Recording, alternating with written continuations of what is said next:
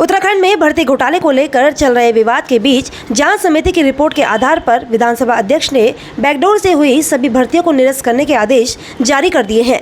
लेकिन इसके बाद भी विपक्ष इस फैसले से संतुष्ट नहीं दिखाई दे रहा है।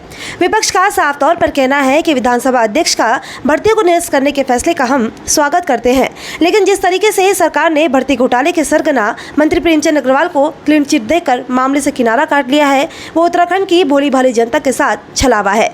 कांग्रेस प्रवक्ता सुजाता पॉल का कहना है कि केवल 228 भर्तियों को कैंसिल करने से ये इन्वेस्टिगेशन पूरी नहीं हो जाती, बल्कि राज्य निर्माण से अब तक जितनी भी भर्तियां बैकडोर से हुई है उन सभी को भी निरस्त किया जाना चाहिए। 228 नियुक्तियां कैंसिल कर देने से ये इन्वेस्टिगेशन पूरी नहीं हो जाती। ऋतु खंडूरी जी ने इसको अपने विवेक के हिसाब से किया है, मगर सेग्रीगेशन नहीं किया जाना चाहिए। जब से राज्य बना है सुनने में आया है कि हर नियुक्ति जो है बैकडोर से हुई है, तो क्या हर नियुक्ति की जांच नहीं होनी चाहिए? और ये अन्याय क्यों कि आप आधों को की नियुक्ति को निरस्त कर देंगे और बाकियों की नहीं। यही नहीं, उन्होंने ये भी कहा कि नैतिकता के आधार पर प्रेमचंद अग्रवाल को भी अपने पद से इस्तीफा देना चाहिए, और अगर प्रेमचंद अग्रवाल इस्तीफा नहीं देते हैं तो पार्टी को उन्हें बर्खास्त करना चाहिए। कि आपने देखा वो तो 73, 74, 75 की तरफ चल पड़े। कौन? प्रेमचंद अग्रवाल जी।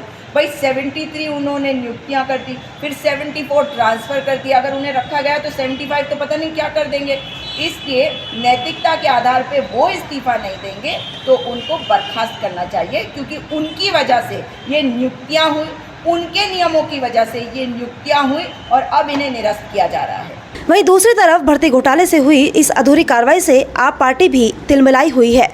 आप प्रवक्ता कमलेश रमन का कहना है कि इस पूरे घोटाले के सरगना प्रेमचंद अग्रवाल हैं, जिनको भर्तियां निरस्त करके सरकार क्लीन चिट दे रही है, जो कि प्रदेश की जनता के साथ छलावा है।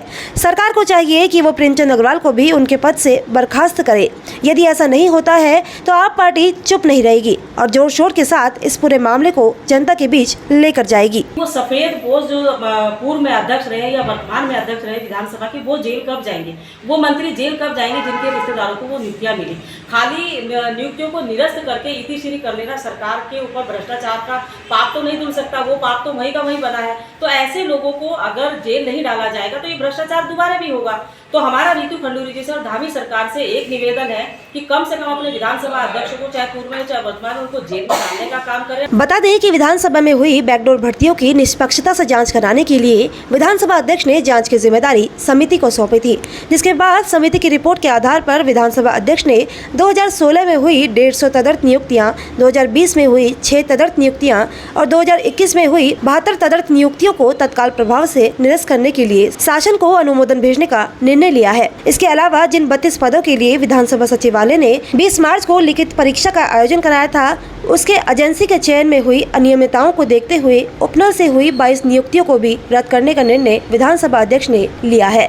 जानकारी के लिए बता दें कि विधानसभा सचिवालय ने जिस RMS टेक्नो सॉल्यूशंस कंपनी को भर्ती का ठेका दिया था, वह उत्तराखंड अधीनस्थ सेवा चयन आयोग के द्वारा कराई गई परीक्षाओं में भी सम्मिलित कंपनी थी और इस समय उस कंपनी के मालिक समेत कई लोग जेल की सलाखों के पीछे हैं।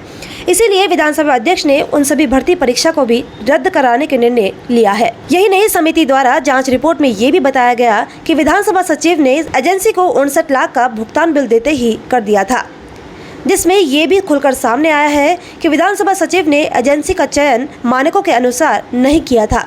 ऐसे में विधानसभा अध्यक्ष ने विधानसभा सचिव की संदिग्ध गतिविधियों को देखते हुए उन्हें तत्काल प्रभाव से निलंबित कर दिया है और उनके खिलाफ जांच की बात भी कही है। खैर, ये तो थी जांच समिति की बात, लेकिन जिस तरीके से मंत्री प्रेमचंद अग्रवाल के पहले भर्ती घोटाले से जुड़े तार और फिर जर्मनी दौरे से पहले किए ट्रांसफर के बाद भी सरकार ने उन्हें बड़ी सफाई से किनारा करके क्लीन चिट दे दी है, वो सरकार की मंशा पर भी कई तरह के सवाल खड़े कर रही है। साथ ही जिस तरीके से कांग्रेस इस मुद्दे को भुनाने की बात कर रही है, वो कहीं न कहीं 2024 लोकसभा चुनाव में सरकार के लिए मुश्किलें जरूर खड़ी कर सकती है।